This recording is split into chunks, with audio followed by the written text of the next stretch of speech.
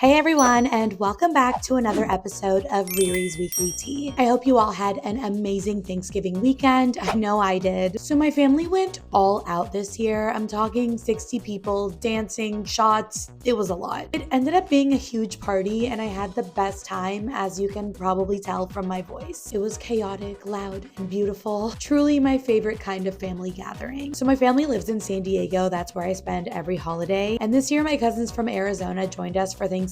So my cousins and I also went out on Friday night, and then on Saturday night, it was my parents' 34th wedding anniversary. So once again, we went out with all the cousins and uncles and aunts and my parents' friends, and we had the best time. And I'm not gonna lie, when it comes to the holidays, I really don't care about posting on social media as much, even though it is my full-time job. On any other day, I'm posting a bunch of YouTube shorts and TikToks and Instagram reels all day long. But when it comes to the holidays, I really just like to be with my family and have fun offline.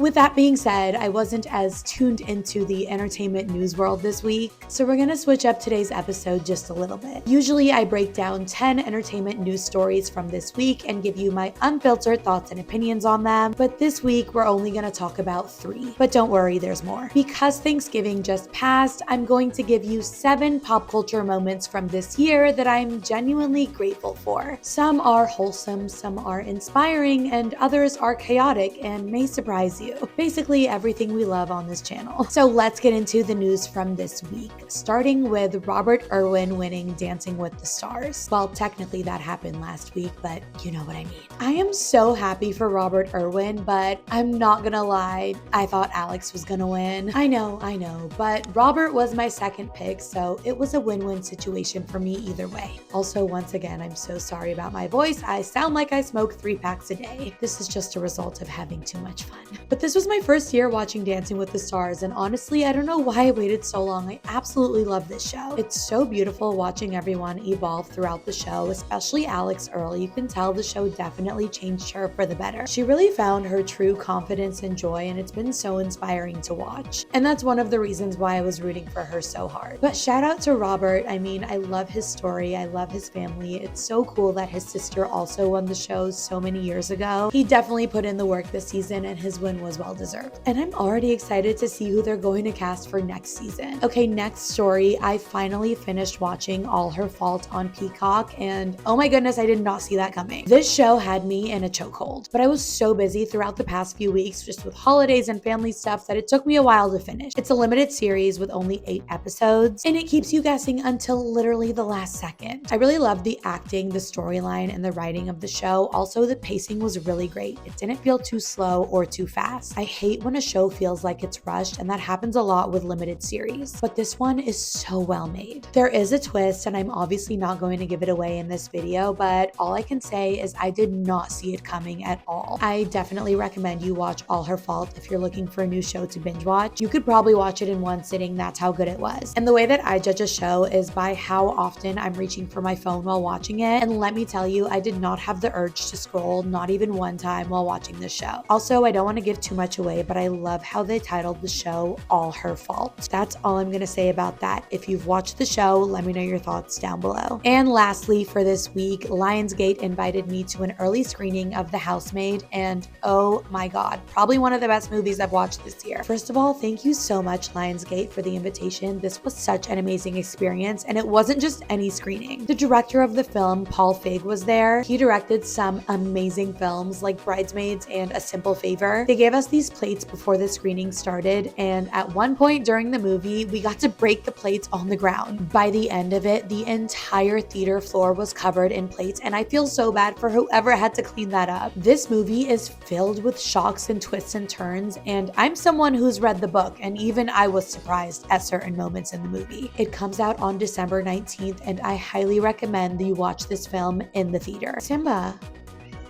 Okay. There were so many moments where we were all just gasping and screaming, like it was crazy. I think Amanda Seyfried stole the show. She was absolutely amazing as Nina Winchester. Simba wanted to be a part of this. And listen, I'm not the biggest fan of Sydney Sweeney, but she did her thing in this movie. The Housemaid was so much better than I thought it was gonna be, honestly, and I totally recommend you watch it. Okay, and that is literally all I have for the news segment this week. Like I said, it was Thanksgiving, the world was slow, I was slow, but now let's get into the fun part. Here are 7 pop culture culture moments from this year that I am genuinely thankful for. Let's get wholesome. Well, wholesome adjacent. You ready, Simba? I think he's ready. First up, we had Kendrick Lamar performing at the Super Bowl this year. See, his performance wasn't just any performance. It was a cultural reset. It was a statement. It was so powerful, and I absolutely loved the conversation that it sparked afterwards. See, that's the mark of real artistry, and I think Kendrick Lamar just does it so well. He came out there with intention and didn't water anything down. And it was really interesting after the Super Bowl. There was definitely a certain demographic of people who didn't enjoy the performance, or frankly just didn't understand it, but I loved it. It was one of those performances where every time I watched it, I noticed something different, and I truly believe that he is just such an amazing artist, and I love his storytelling. Listen, I mean, I'm a Swiftie, so if there's one thing I enjoy about an artist, it's their storytelling, which is something that Taylor Swift and Kendrick Lamar have in common. So that was definitely one of my favorite Super Bowl performances ever, and I'm thankful that Kendrick went out there and did his thing. Next, and this one's controversial, so bear with me. This year we saw the rise of Labubus. And listen, I don't even own one, but I love them based on principle. They're cute, they're harmless and whimsical, and the way that they piss people off is honestly my favorite part. Here's my thing, if you don't like Labubus, great. No one is forcing you to buy one. But the people who genuinely get so pissed off whenever they see a Labubu is kind of crazy. Like, are you okay? I just really don't like people who yuck other people's yum. Like I said, if you don't like it, that's fine. Don't get it. No one is forcing you. But if someone wants to put a little charm on their bag, why does that piss you off so much? You're weird. And don't get me started on the people who are saying that they're demonic or evil. Please go touch grass and let people enjoy things. Every time I'm out in public and I see someone with a Labubu, it just makes me smile because I know that they picked it out and they opened it and they were hoping to get a certain color, and maybe they got the color they wanted, maybe they didn't. But the whole thing of it is just so cute. It's like me being a Swiftie and seeing people wear Taylor merch in public. It's fun. So keep the Labubus coming, or the Sunny Angels, or whatever you're into. I love it. Another moment that I'm thankful for this year is Charlie XCX getting married.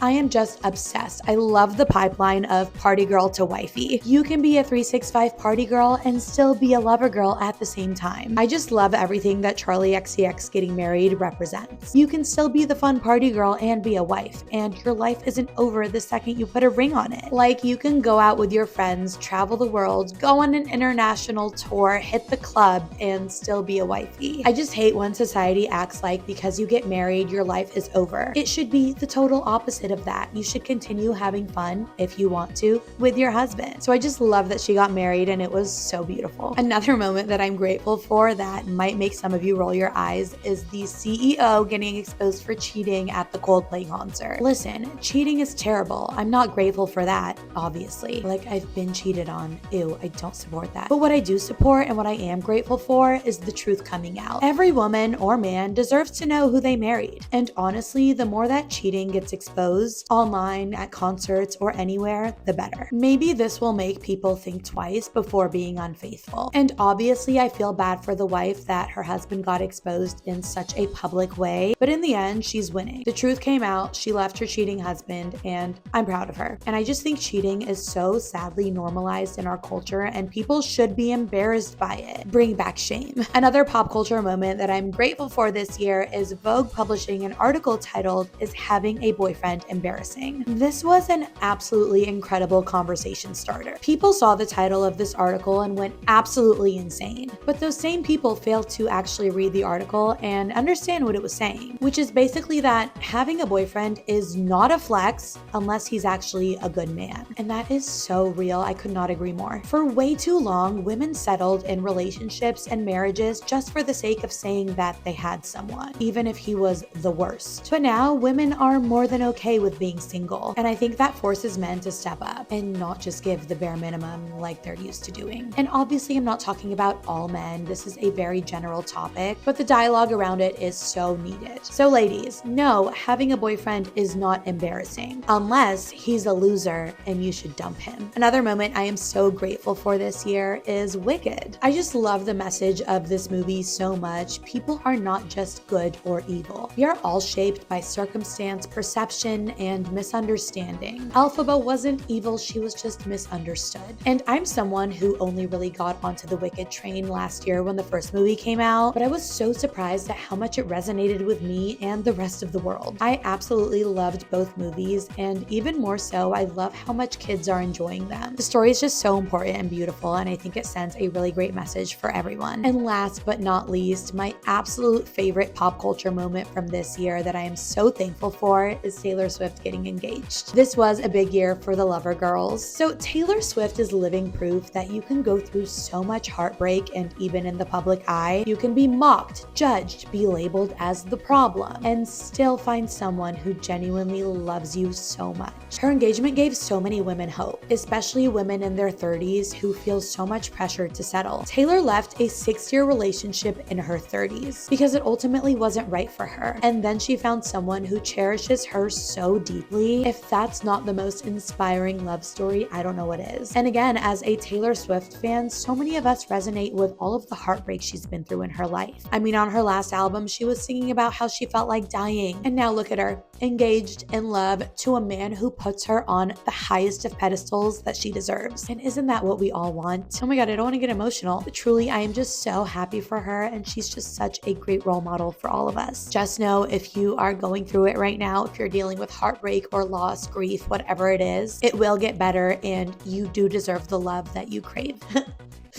And I'm speaking to myself as well as anyone watching when I say that. And that is it for this week's episode of RiRi's Weekly Tea. A short news cycle, a long gratitude list, and some of my opinions sprinkled in there. So let me know in the comment section which moment you were most grateful for this year. Don't forget to like and subscribe, and I'll see you next week for another episode of RiRi's Weekly Tea.